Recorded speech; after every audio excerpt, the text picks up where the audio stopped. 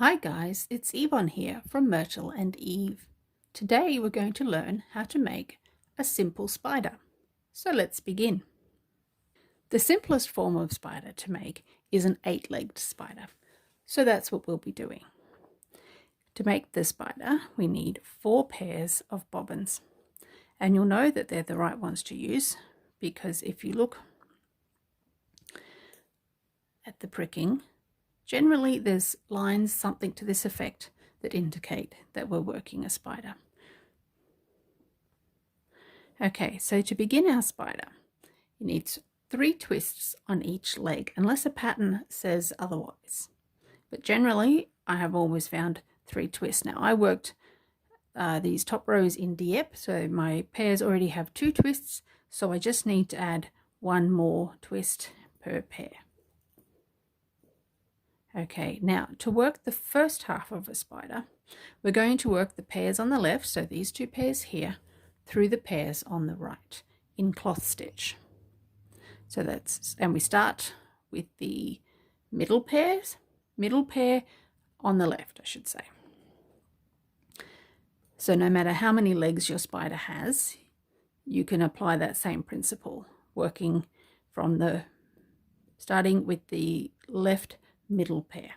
Okay, so cloth stitch through, we're working through 2 legs. So cross, twist, cross, cross, twist, cross. Now we come back and take the next pair of legs on the left and we work it through 2 pairs. Cross, twist, cross, cross, twist, cross. So let's just have a look at what we've done there. You can see we've effectively passed the pairs from the left through the pairs on the right. Okay, and that's how you know you've done the right thing. So no matter how many legs your spider has, if it had an extra set of legs, we work through 3 pairs instead of 2. Okay, does that make sense? As many pairs as you have on the side, that's how many you work through. Okay, so that's the first half of our spider done. So next we put up a pin up in the middle hole, and you can just gently tension, but you don't need to overdo it. So now to work the second half of our spider body, we're going to do the same thing we did in the first half. Work the 2 pairs on the left through the 2 pairs on the right in cloth stitch. So cross, twist, cross, cross, twist, cross, cross, twist, cross, cross, twist, cross.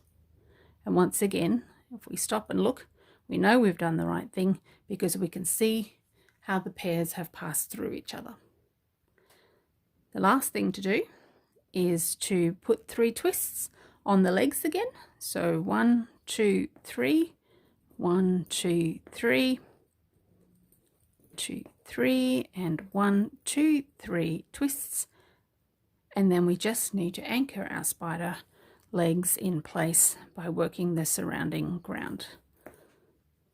So in this case, I'm doing Dieppe, as I said before.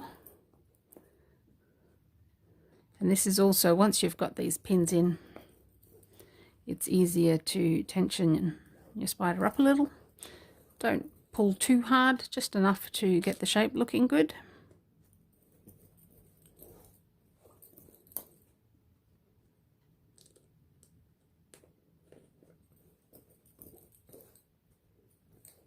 Last pin here. And last but not least, there's one very last thing we can do. And now that we've anchored all the legs, we can remove this middle pin. And that just, as you go on to work the ground, the hole from the pin will disappear.